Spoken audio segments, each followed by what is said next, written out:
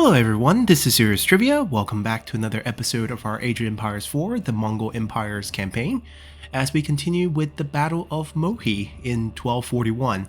Now, this battle happens about 2 days after the Battle of Liegnitz that we covered last time, and now we are fighting the King of Hungary, King Bela IV, with the main Mongolian force under the combined command of Batu Khan, Khan of the Golden Horde, not formed yet, but let's call them the Kepchek Khanate, and Subutai, the famed general who's kind of in charge of the entire military operations. And this kind of goes in line with why the Mongolians are here in Eastern Europe in the first place.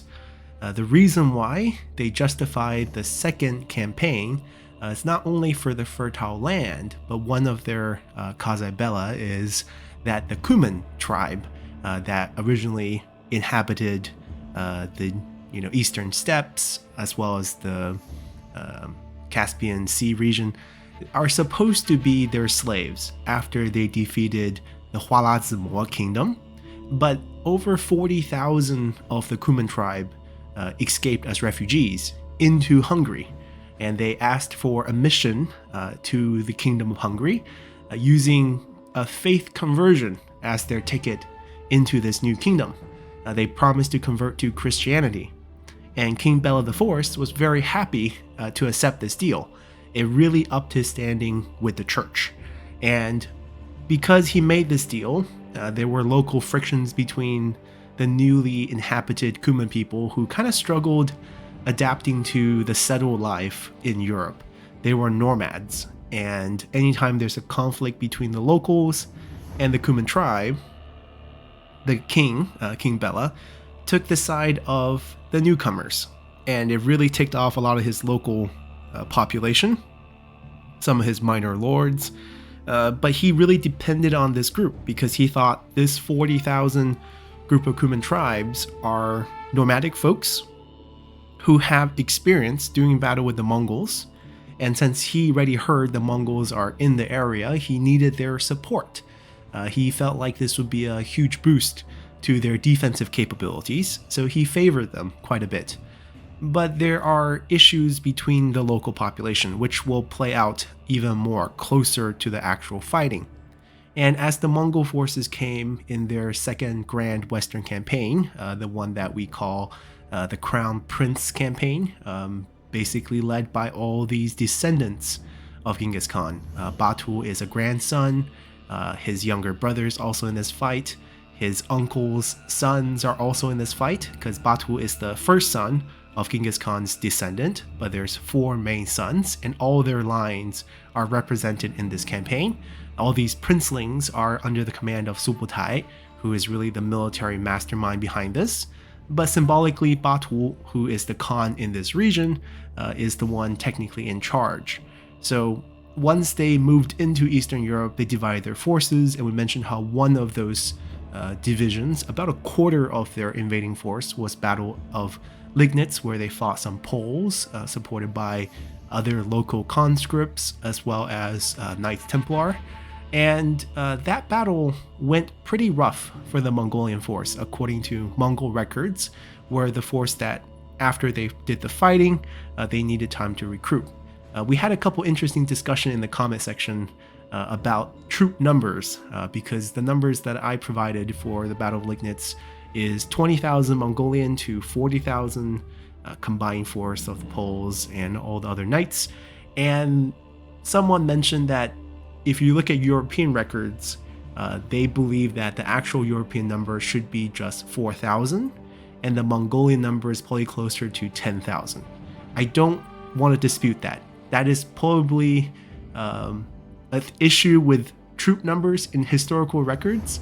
It's often really overinflated on both sides. You typically write down history for your side, and you want to overinflate the enemy numbers to make your side look better. So it's kind of hard to judge who is actually right. But the outcome is pretty simple. The Duke Henry II of Sicilian died in the battle. The Mongol side wiped out the Polish forces, took some heavy losses, and that was that. The remaining portions of the Mongol army, the bulk of them, are at Mohi, which is this area right outside the river Sadro, about a couple leagues east of Pest. The goal of this entire Mongol campaign, led by Subutai, is to raise the city of Pest because they sheltered the Cumans and they refused to hand them over, which is the start of this whole war. And this was a very tough fight because King Bela IV probably had the strongest cavalry in most of Europe at this point, and they did rally quite a large force, and they even received quite a bit of reinforcement from the Kingdom of Austria. I think Duke Ferdinand II, or Frederick or Ferdinand, I think it's Frederick. I think Duke Frederick II came to reinforce them, and he did not get along with Bela IV. This was not a very nice reinforcement out of goodwill. It was pretty much a show of force for himself to make a name for himself against these Mongol invaders. He picked some very light fights outside the city of Pest, wiped out some minor Mongol forces, took some captives, and went on to say that, look at us. We went out there and fought. We beat the Mongols. Look at Bela. Bela's hiding, building a fortress with his force, not going out to fight the Mongols in the open field. He's a coward. I did my job. I don't want to fight with this coward. I'm going back to Austria. And that's pretty much all he did, right? He did not really contribute to the fighting here. And to make matters worse, what he also did is, in the prisoners he captured from his fighting were some Cuman tribal members who are fighting with the Mongolians, because as the Mongolians are conquering various tribes, they conscript local forces into their army. And the sight of these Cumans in the enemy side really angered the citizens of Pest, who believed these Cuman people who came here, they made a home on our home, and they are now traitors. They have people fighting for the Mongolian side, so we can't trust them. And there were riots, and they ended up killing the king of the Cuman tribe, who was sort of under the protection of Bela, but now he's dead. So the Cuman people kind of lost faith in the Hungarians, and they just left en masse, burning down towns as they went south to the Balkans to look for another piece of land to call their own. So you can imagine King Bela's force lost their supposedly more experienced nomadic tribal allies in the beginning, who are now angry at them and burning down tribes going south. And they also lost their allies in the Austrians, who really wasn't an ally, but did come with quite a bit of force, but now are gone. But they still had a quite decent force. And the numbers here, once again, is going to be questionable depending on which side of the history you read. The Mongolian side is going to claim that Bela had a total of like 60,000 troops, maybe not all at this battle, but the European side is going to say Bela had 10,000 troops, and the Mongolians far outnumber them. The Mongolian side can be anywhere from 20,000 to 60,000. And that number range is pretty reasonable if you think about the original number of Mongolians came for this campaign. It's 80,000. We know for a fact that 2 days ago, around 20,000 or a quarter of them were to the north in Lignitz, and they did not come for this fight. And the rest of the three groups that were divided, we don't know how many of them came back together. At least two of them, I feel like, at least came back together, because I felt Batu took a group himself, and Subutai had a different group, but both of them were at this battle. Therefore, I'm thinking the number is at least around 40,000, and they probably did outnumber the European forces, but they were not as elite as the European forces. I believe this is one of those battles where the better knights, or the better well-armored knights, are on the European side, and that the Mongolians actually had a very difficult time fighting in this terrain, because the Battle of Mohi is fought around this river structure with a bridge, and the river was very difficult to cross for them, and the bridge was also very difficult to take. And the area that the Hungarians occupied on the other side of the river were heavily fortified with an encampment, and the Mongols struggled quite a bit to find a way to surround the encampment. But what really played into the Mongol advantage is the fact they had better technology, which is kind of shocking. You kind of envision the Mongols being these lightly armored cavalry horse archers, but in reality, compared to Europe at this time, the Mongols have absorbed far superior technology from the Muslim forces they've been fighting in the Middle East, or the Asia plain, Western Asia plains, and also with the Chinese and the Jin. They absorbed a lot of highly advanced siege weapons, gunpowder weapons, which they put into full display into attacking this encampment, which ultimately resulted in their victory as they eventually was able to force them into the encampment where they cannot sally out effectively, and they were able to use the siege weapon against this encampment. And then when finally the morale broke inside due to all the fire weapons being used against them, they, on the way routing back, they were no match and ran down by the Mongolian horse archers at that point. But front to front fighting, taking bridges, getting a pass on the river, fairly difficult in terms of what the Mongolians could do. And another interesting thing here is Batu Khan's forces were the one who had to face the brunt of Bela's army in the beginning, as Subotai's forces were looping behind the encampment to close the encirclement, and Batu Khan's forces took considerable losses. This was probably the hardest fight for the Mongolian forces, but the reward was huge as Bela's force was completely wiped out. Imagine basically the Kingdom of Hungary does not have an army left after this battle. Bela survives, his brother dies, Bela's on the run, went to find Duke Frederick II in Austria for a little bit, only for him to kind of force him to cede over some land, and then he's just on the run the whole time. Did eventually survive the Mongol invasion, which ends around 1242. Reason being, in the winter of 1241, their great Khan, Wokotai, is sick. So he writes a letter out to all the princelings here and tell them, come back. He's worried that he's not long for this world, and they need to come back and do the Korotai to potentially pick out their heir, especially since one of his favorite sons is in this army. And most of the princelings at the time, including Batu, decided that at that point, if you're going to show up to the Korotai to vote on the next Khan, and many of them are interested in trying to become this next Khan, you need to preserve your own force, right? The group of riders and army that's associated with you. So none of them want to kind of risk losing more men out in Eastern Europe. They want to, show up at the Korotai with as big of a force as possible, so they have more power in terms of negotiating who the next Khan will be. And that sort of saved Europe. Wokotai would die in 142, and it would take, I think, almost 5 years before the Mongols could agree on who should take over next. They had a regent queen for a large majority of that time, but that spared Eastern Europe, because after this battle was over, Pest was raised down, and Hungary as a whole was kind of looted from this whole period. The only places that were spared were stone castle fortifications, which sparked Bela into building all these castles throughout Hungary after the Mongols left, thinking the Mongols going to come back. And the Mongols did eventually come back, but not for a long time.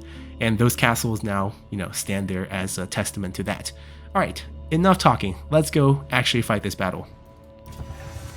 While the Mongols in the north destroyed the Polish army, Batu Khan and General Subotai rampaged through the south into the heart of Hungary.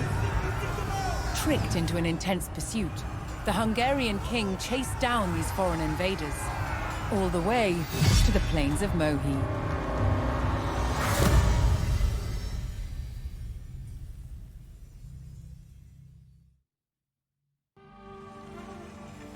Luring the Hungarian army into a carefully chosen battle site, Batu Khan and General Subotai prepare their warriors for another tactical fight.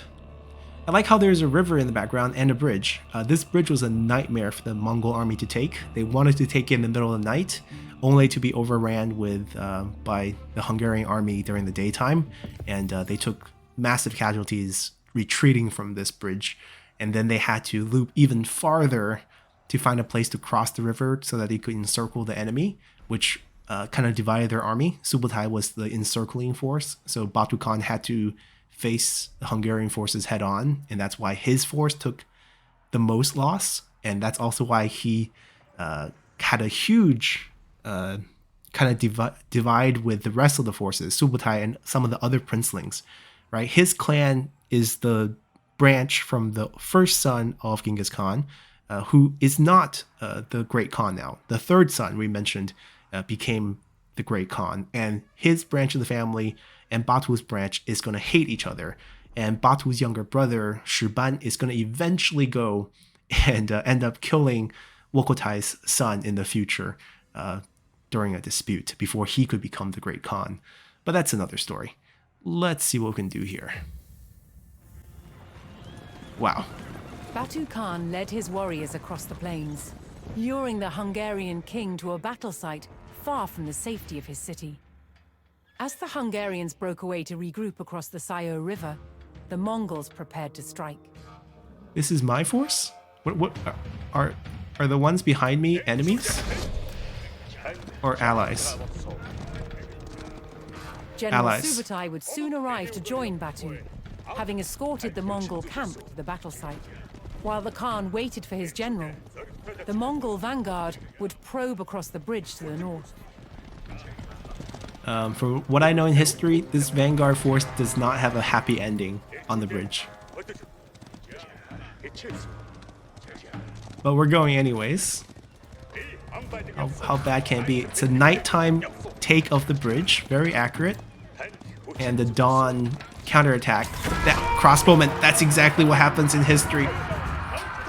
Across the bridge, we knew the this. Mongol soldiers found themselves heavily outnumbered and beat a hasty retreat away from the ambush.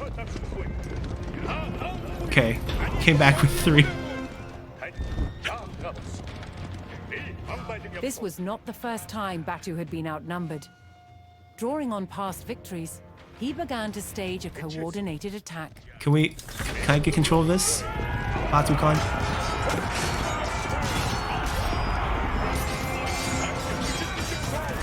I'm actually kind of happy I don't have to micro this. General Subutai quickly assessed the situation. Oh, Subutai is here? Did I get control of this? No, I don't. Batu Khan is waiting to attack. Subutai is here. I get Subutai. Okay. Hold on. Do I build my base or do I... Batu Khan's waiting to attack. Scout the area. Ready your army to flank. So I'm supposed to ready your army, I guess. Alright, let's unpack here. Doesn't matter. Not that much. Stables can be a little bit forward. Where's the Gur? Okay, we'll put the Gur next here. A Kortai, that's the landmark building. Barrack, put it over here as well. Not all of you. Some of you need to do gold. Probably need to build another Gur here. Get on wood. Do we have wood on the Gur? I mean, probably here would be better. Get this going.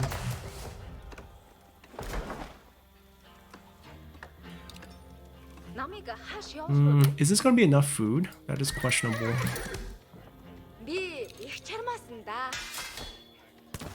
They do have cavalry, so spearmen seems fine. Cut the trees here.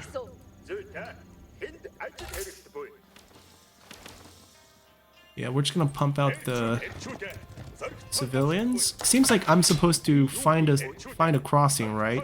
Because that's what these 2 stars are, right? Plan your ambush. Wait, is that what that said? Rally your army here. Rally your army here. So I'm not controlling Batu, I'm controlling Subutai. Well, Subutai, can you come with me? Subutai was not a very fit general. He's a smart general, but physically a little bit obese.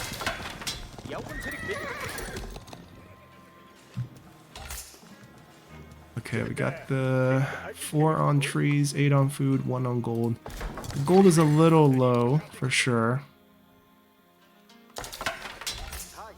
Let's get a couple on gold. I need to have 2 ambush locations? Seems like a lot of work. I do start out with quite a bit of resources though.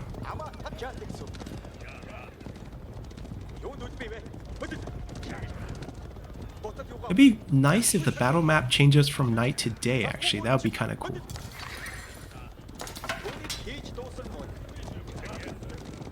Wait, am I allowed to go through this forest?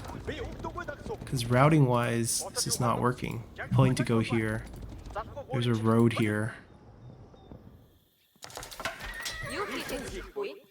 I'm just gonna go a lot of the horse archers. Am I researching? Oh, he's doing that already. I mean, eventually we're gonna have to build pastures. Just because we're gonna run out of stuff. Yeah, I think we found a location. I'm gonna get them over. The Mongols approached the Sayo River and discovered a shallow crossing. Yeah, okay, we found a place. What are we gonna do now? Let me set the rally point here. We have time, 9 minutes. Do I need to set up both locations? That's my question. Because then we might have to commit more manpower. It's a little faster here. 4 on gold.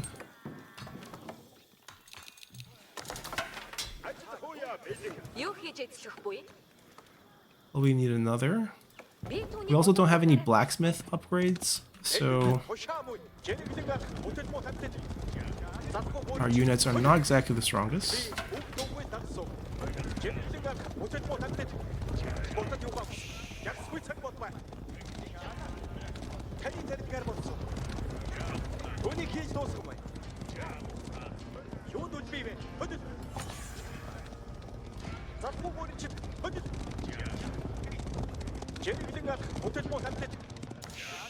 Oh, so basically in the 8 minutes I need to rally a force in both of these locations, I think.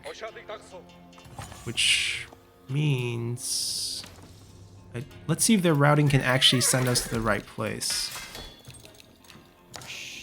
Out of food already.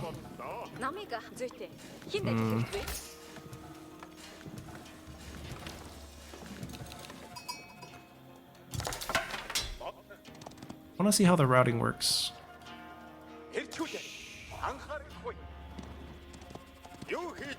Whoa, what are you doing?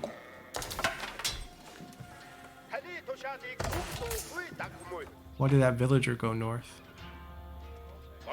No, they're not routing correctly.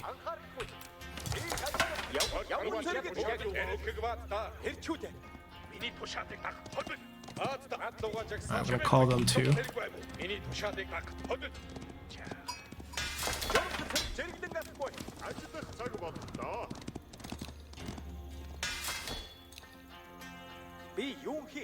I mean, I guess there's a lot of deers to hunt as well. We might not have to build the pastures, but I think that's fine.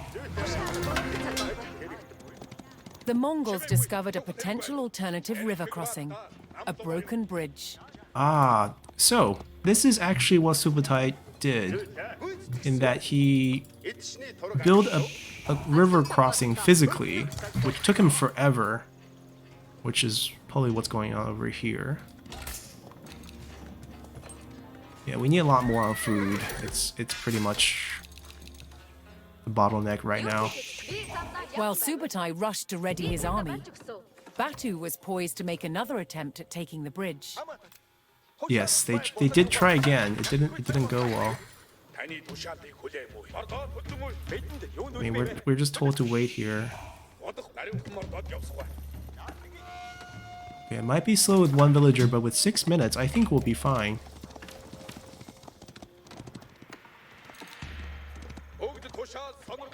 The second army is growing decently.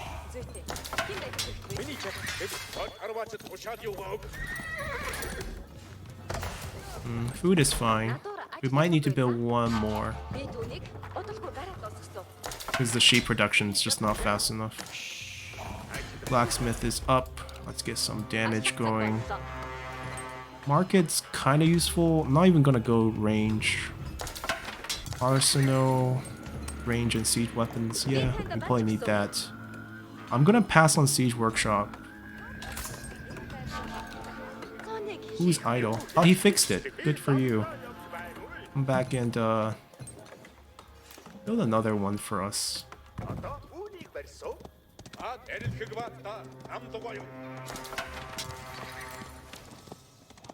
This is going to be an open field fight, I imagine. I don't think we're going to need any siege. Or at least I hope we don't need any siege.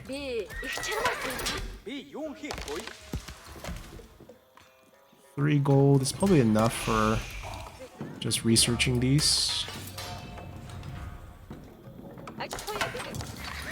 4 on gold. Why so many idle?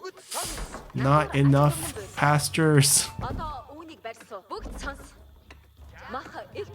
Actually, hold on. Is that a stone?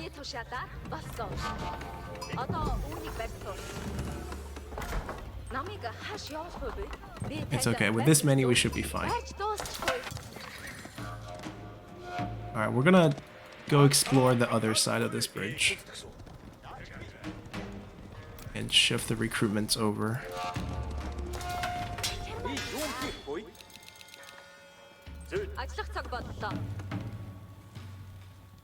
We could build a Gur. It's actually even better over here.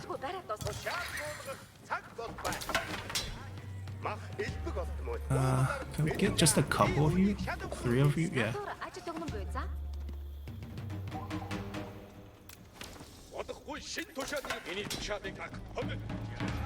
Wonder if we step there, we trigger the fight, which I'm not sure if we're ready for that yet.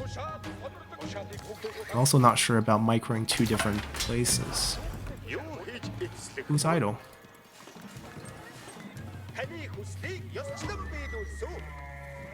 Hunt. Wait, I built a pasture here? My bad. Yeah, I meant a Gur.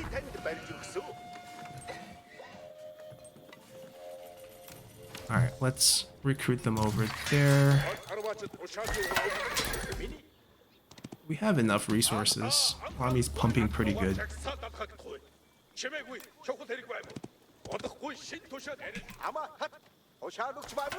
Yeah, second army's bigger than the first army now, which is probably okay because they don't have Subutai with all his boost.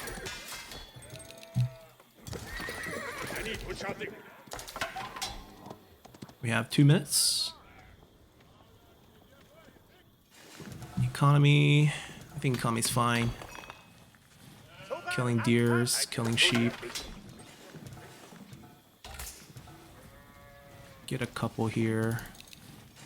I should probably move most of the woodcutters here as well.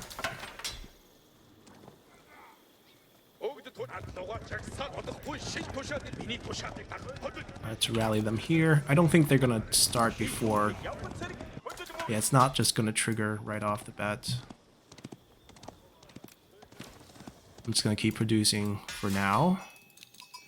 Food seems to be able to take it. Gold is a little bit pricey, so I don't think we'll do that. Faster production of units, like that. I don't think we can upgrade, right? There's no buildings to build for the next landmark, so there's really no other upgrade left for us to grab. Yeah, we're good. Just gonna keep pumping out units. We got 1:30. They're not getting any more. I'm just gonna be more careful with that group.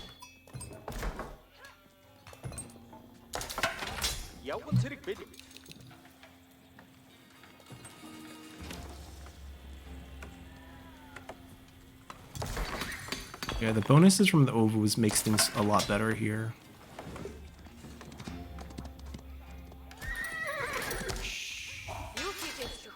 We have enough stone. I wonder why we can't do this. Ah, must be within the oval's influence to double up. Okay. They have a good army. Alright, we got 49 seconds. This army has almost 50 men inside. Still trying to keep the reinforcement coming. I could build multiple one, That would, you know, speed things up, but I think it's fine. Gold is still a bit constraining. Alright, get all this gold for us. 7 on wood is probably enough.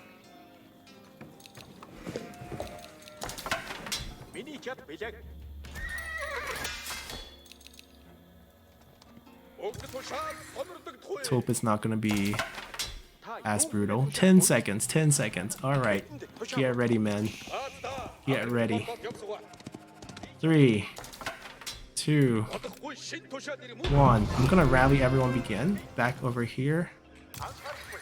He's waiting to attack. Khan saw his opportunity and pushed across the bridge to meet the Hungarians head on. We gotta encircle, right? That's the goal. That group we saw earlier. Oh my god, I got micro 2 sides? Okay. Flank. Forest, forest. This crossbowman right here. Come on, we see them. Actually, we should just go over here. Yeah, this is fine.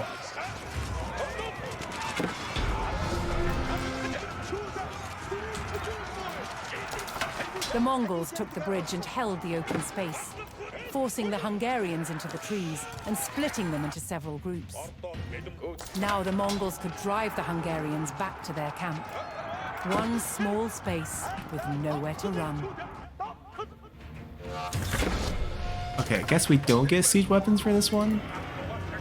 Or should I actually build a siege weapon? Because if it's going to be a camp, we might need something like that. Not sure.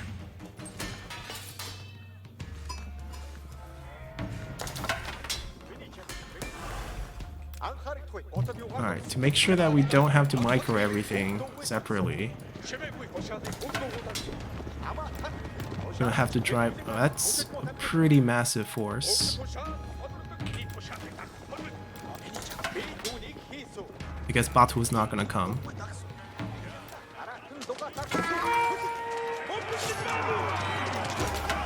I don't have any of my alarm arrows. Crossbow reload speed's quite slow, actually.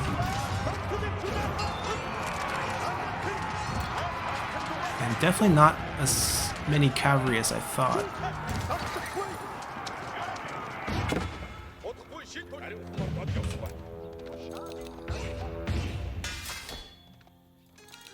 Do I have to worry about that? No, we'll let Batu take care of it. With the Hungarians pinned down, the Mongols closed in to destroy the last of their army. Wipe that out, and then we'll regroup afterward. I think we just follow the road, right? That's one location right here. Encampment, towers, go, go, go. Yeah, I don't think we need siege weapons. It's definitely not something we need. And we're getting more reinforcement as well. We built quite a large force, I think. Oh, I underestimated. Pull back, pull back, pull back quite a little. That's a big encampment over there. We're gonna go pull back to this crossing and attack this first. This one might be a big one. I mean, we didn't build you for nothing. 500 gold? Wow.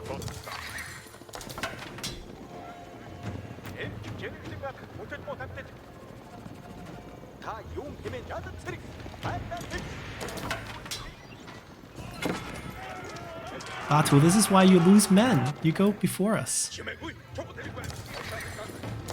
Let us finish building a few of these.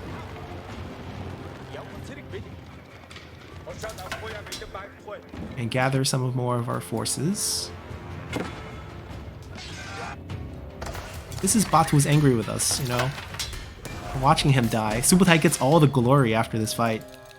Everyone's praising him how he, like, you know, turned the fight. But in reality, you know, we're just the flanking force. Alright, let's go.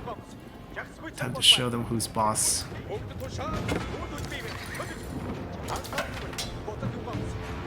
Wait, they didn't even clear this camp. They just went for it. Wait for us. Gonna I'm gonna send everyone over here now. It's quite clumsy to move with siege weapons, but what can we do? Wait till our... Oh, they're getting... Well, I mean, I guess Batu is just getting more and more manpower. I wonder if they can just win the fight for us. Yeah, 500 gold? I gotta baby that thing. Did we already produce it? I don't think so.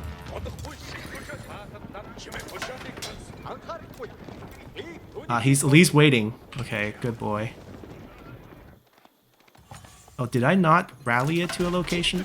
That's why I didn't do. Okay. He's gonna take forever. Alright, we're going first. We'll help him take out the towers.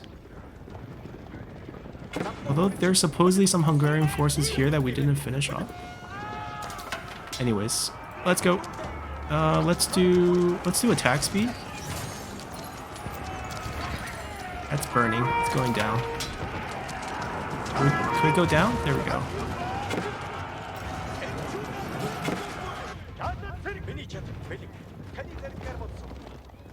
That's the new rally place. Everyone go there.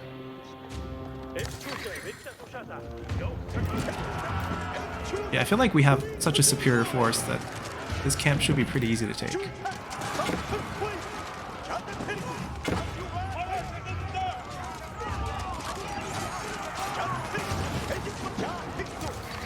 Ah! Batu is here with us now. Let's go. Let's call you guys too. Did our siege weapon actually make it? They're coming. We don't need a siege weapon for this though. Nothing really major.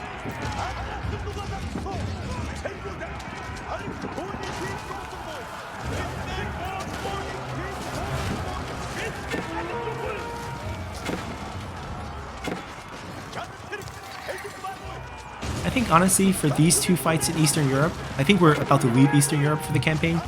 This is probably our last fight here in Eastern Europe in the Mongol campaign, as we're probably going to shift back towards Asia. These two difficulty I think are flipped. Like last fight shouldn't have been that hard against, you know, some Poles and a few Knights Templar. Instead, it was like extremely difficult. And this one was too easy. The Mongols laid waste to the Hungarian fort, sending their king and the last of his army fleeing for their lives. Once again, Batu Khan and General Subutai had outwitted and utterly destroyed their European enemies, striking terror into the heart of the West.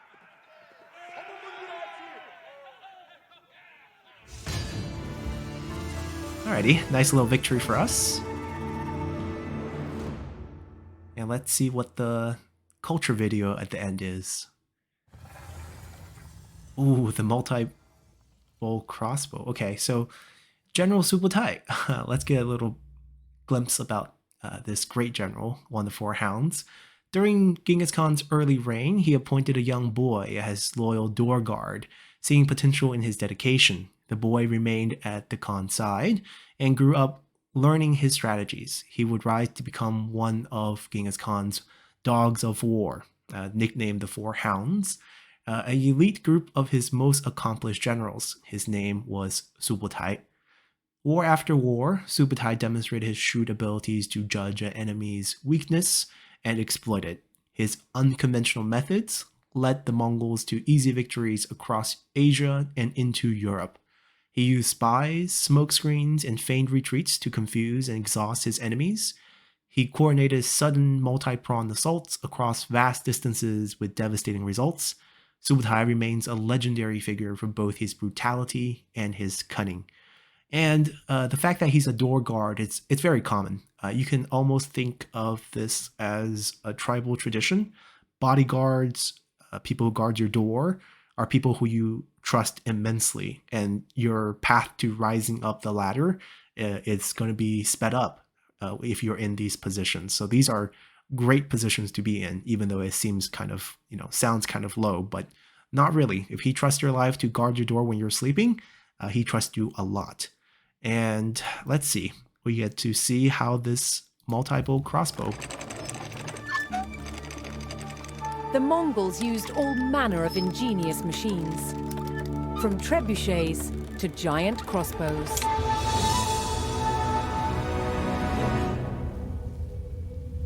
They were masters of siege warfare and recruited Chinese military engineers to build their devices. In this copy of an 11th century Chinese manual, Justin Ma has discovered an unusual weapon. This is a triple crossbow, a large triple crossbow in an arrangement where we have two bows in front, and here's the weird thing. You've got one bow in the back, facing backwards. There is a term in this passage which says that the bows are joined using a shengzhou, or a rope and axle, a pulley. Okay, yeah. A pulley is the key, and that's the absolute essential ingredient in this contraption to make it work. The front bows are joined by two simple cords. However, the rear bow is set facing backwards. The front two bows are strung and set to face forwards. The rear bow is then connected to the front bows by a single cord, running through two pulleys. This pulley system allows all three bows to thrust a projectile in the same direction. Now these pulleys make sense. Sort of spanning around here, reversing the direction. A winding mechanism, called a windlass, draws the string into place. You can see that tension as it's pulling that last bow in reverse. A crucial part of the design is the backwards-facing bow. This unique feature gives the machine a huge draw, making it capable of shooting massive darts. There's a lot of tension in there.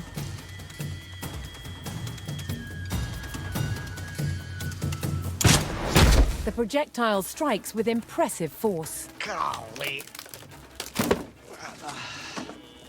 Well, it's gone through three.